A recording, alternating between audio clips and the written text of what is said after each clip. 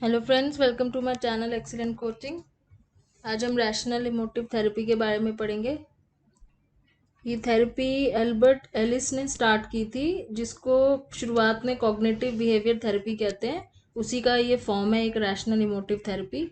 और ये जो थेरेपी होती है, इसमें जो टेक्निक यूज़ करते हैं उसमें ये अज्यूम किया जाता है कि जो भी लोगों की कॉग्निशन है, कॉग्निटिव एक्टिविटीज़ हैं, जैसे problem solving, decision making, reasoning, emotions हैं जितनी भी, पॉजिटिव नेगेटिव इमोशंस, और जो बिहेवियर्स हैं, अडेप्टिव हो गया या मैल अडेप्टिव बिहेवियर, ये आपस में इंटरेक्ट करते हैं और एक reciprocal cause and effect relationship होता है। तो एक तरीके से इसको इस तरीके से देखते हैं हम इस थेरेपी में कि जो कॉग्निशन है और जो बिहेवियर है और जो इमोशंस हैं, ये आपस में एक दूसरे के साथ इंटरेक्ट करते हैं और इनका रेसिप्रोकल कॉज एंड इफेक्ट होता है। कि कॉज एंड इफेक्ट का मतलब क्या हुआ? कॉग्निशन की वजह से इमोशंस होती हैं, इमोशंस की वजह से कॉग्निशंस। मतलब आपकी जो भी थिंकिंग पैटर्न है उसकी वजह से आपकी इमोशंस में चेंजेस आते हैं, आपकी इमोशंस की वजह से बिहेवियर में चेंजेस आते हैं, बिहेवियर की वजह से अगेन कॉग्निशंस में चेंजेस आते हैं। तो ये कॉज एंड इफेक्ट रिलेशनशिप है, रेसिप्रोकल है। ये थेरेपी बहुत ज़्यादा डायरेक्टिव थेरेपी है। डायरेक्टिव का मतलब है डायरेक्टली जो है काउंसलर क्लाइंट को इसमें उसके जो मैलअडेप्टिव बिहेवियर है उसके पीछे जो कॉजेज हैं उसके बारे में डायरेक्टली बात करता है। ऐसे नहीं है कि घुमा फिरा के या इनडायरेक्टली उसको एनकरेज करता है, डायरेक्ट बात करता है, डायरेक्ट उसको काउंसिल भी करता है, डायरेक्ट चैलेंज भी करता है, और उसको टीच भी करता है कि कैसे इमोशंस जो हैं, चाहे वो पॉजिटिव हो चाहे नेगेटिव हो, वो उसी के बिलीव्स की वजह से हैं, उसी के खुद के बिलीव्स या उसकी जो इवेल्युएशंस हैं, इंटरप्रिटेशंस हैं, और जो भी उसकी लाइफ में सिचुएशंस हैं उसको वो कैसे उसके रिएक्ट करता है क्लाइंट उसके ऊपर, या कैसे इवेलुएट करता है उन चीज़ों को, कैसे इंटरेक्ट करता है उनके साथ। तो ये सारी चीज़ों की वजह से ही उसकी इमोशंस भी बिल्डअप होती हैं। तो इसमें इस चीज़ को ध्यान में रखा जाता है कि एजुकेट करना है क्लाइंट को आइडेंटिफाई करने में हेल्प करनी है कि उसके जो भी इर्रेशनल बिलीव्स हैं, इर्रेशनल बिलीव जो हैं वो उनको आइडेंटिफाई करे और उनको चेंज करे। इर्रेशनल बिलीव्स की वजह से इर्रेशनल कॉग्निशंस होती हैं, इर्रेशनल कॉग्निशंस की वजह से नेगेटिव इमोशंस होती हैं, फिर बिहेवियर भी मैलअडेप्टिव होता है। तो यहाँ पे ह्यूमन नेचर को ये किस तरीके से देखते हैं? RET assumes that we all are born with a potential for both rational and irrational thinking। तो हमारे अंदर एक पोटेंशियल है रैशनली सोचने का और इरेशनली सोचने का। दोनों तरीके से हम सोच सकते हैं, रैशनली भी इरेशनली भी। लेकिन ज़्यादातर हमारी बायोलॉजिकल और कल्चरल टेंडेंसी ये है कि हम क्रुकेडली सोचते हैं और नीडलेसली डिस्टर्ब हो जाते हैं। कहने का मतलब है हम सीधे तरीके से नहीं सोचते हैं, हम चीज़ों को टेढ़े मेढ़े तरीके से, गलत तरीके से इवेलुएट करते हैं और उसके बाद हम खुद ही डिस्टर्ब हो जाते हैं, जिसकी वजह से हमें प्रॉब्लम्स होती हैं। सेल्फ टॉक करते हैं हम। सेल्फ टॉक का मतलब क्या है कि हम अपने आप से जैसे बात करते हैं, इवेलुएशन करते हैं, और सेल्फ सस्टेनिंग है। तो इस तरीके से हमारी इमोशनल और बिहेवियर प्रॉब्लम्स जो है वो डेवलप होना शुरू हो जाती है। There is a tendency to invent disturbing beliefs and keep our self disturb through our self talk. एक टेंडेंसी है हमारे अंदर कि हम डिस्टर्बिंग बिलीफ इन्वेंट करते रहते हैं, नई नई चीज़ें इन्वेंट करते रहते हैं, सोचते रहते हैं जो हमें डिस्टर्ब करे, और अपने आप को हम डिस्टर्ब रखते हैं खुद ही अपने सेल्फ टॉक से। तो हमारे अंदर जो कैपेसिटी है कि हम अपने कॉग्निशन को, इमोशन को और बिहेवियर को चेंज कर सकते हैं और अपनी थिंकिंग को रैशनल कर सकते हैं, ये व्यू है ह्यूमन नेचर का।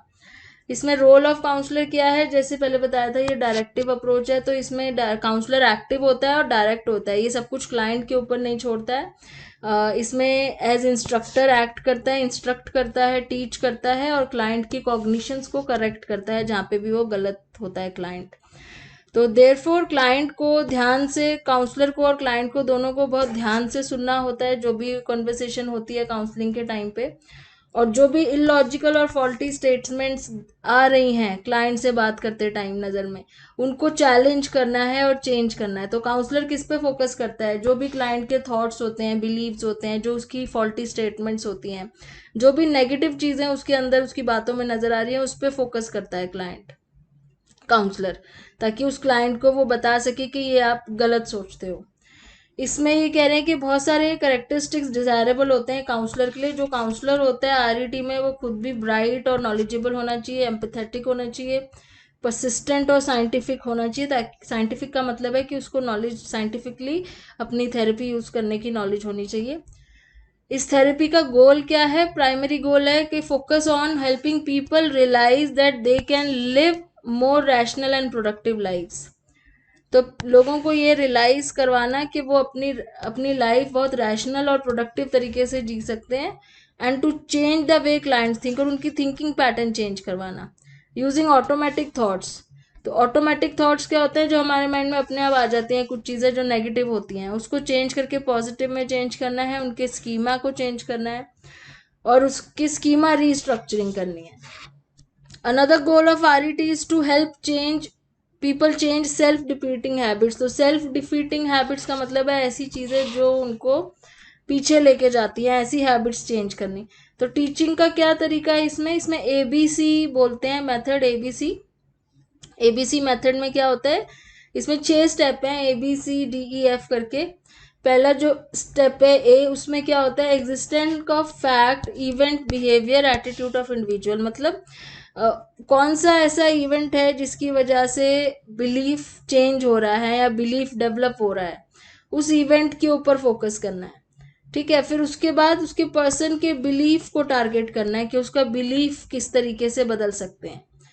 फिर इमोशनल और बिहेवियरल कॉन्सिक्वेंस को देखा जाता है कि वो कैसे रिएक्ट करता है पर्सन, कैसे उसके कॉन्सिक्वेंसेस हैं। डिस्प्यूटिंग इंटरवेंशंस, मतलब आपने उसके बाद काउंसलर जो करता है, डिस्प्यूटिंग इंटरवेंशन का मतलब है उसके बिलीव्स को चैलेंज करता है, इंटरवेंशंस अप्लाई करता है, जो भी उसने सोची होती हैं टेक्निक्स या जो भी टास्क वो देता है क्लाइंट को, उनको इंटरवेंशंस बोलते हैं। Effective philosophy after disputing, dispute करने के बाद, डिस्प्यूट करने का मतलब है कि वो जब क्लाइंट को बताता है काउंसलर कि आपका जो ये बिलीफ है ये गलत है, उसके बाद उसको समझाना पड़ता है, लॉजिकली और फिलोसफिकली समझाना पड़ता है कि क्यों गलत है। और जब वो समझ जाता है तो उसके अंदर new set of feelings develop करनी होती है। तो ये यहाँ पे आपको इधर साइक्लिक मैनर में ये स्टेप बाय स्टेप दिया हुआ है कि जो इवेंट है, सपोज इवेंट का मतलब है कि जैसे क्लाइंट का किसी के साथ रिलेशन खराब है, जब भी उससे बात करता है उसका झगड़ा हो जाता है, वो इवेंट है। उसकी वजह से उसके माइंड में एक बिलीफ आ रहा है कि मैं और वो पर्सन कंपैटिबल नहीं है, तो ये एक इरेशनल बिलीफ उसके अंदर आ जाता है। उस इरेशनल बिलीफ की वजह से उसके बिहेवियर में और इमोशंस में चेंजेस होते हैं, उसका बिहेवियर उस पर्सन की तरफ बहुत ज़्यादा इंडिफरेंट और केयरलेस हो जाता है, और वो बहुत नेगेटिव इमोशंस उसके अंदर आ जाते हैं क्लाइंट के अंदर। अब क्या करना है? हमने उस पर्टिकुलर बिलीफ को डिस्प्यूट करना है कि ये जो बिलीफ है आपका ये रॉन्ग है, कि आपकी कंपैटिबिलिटी नहीं है उसके साथ। उस बिलीफ को चेंज करना है, कुछ इंटरवेंशंस डिज़ाइन करनी है काउंसलर ने कि कैसे उस बिलीफ को चेंज किया जाए जिसकी वजह से क्लाइंट को प्रॉब्लम हो रही है, और उसको समझाना है फिलोसफिकली इफ़ेक्टिव है और क्यों उसका बिलीफ जो है वो गलत है, और उसके अंदर न्यू फीलिंग्स डेवलप करनी है। तो इस तरीके से ये मॉडल काम करता है ABC। क्या टेक्निक्स इसमें यूज़ होती हैं? बहुत सारी टेक्निक्स हैं। टीचिंग और डिस्प्यूटिंग तो है ही, जैसे अभी हमने ऊपर देखा कि टीच करता है अपने क्लाइंट को इमोशंस और फीलिंग्स के बारे में, उसके खुद के थॉट्स के बारे में।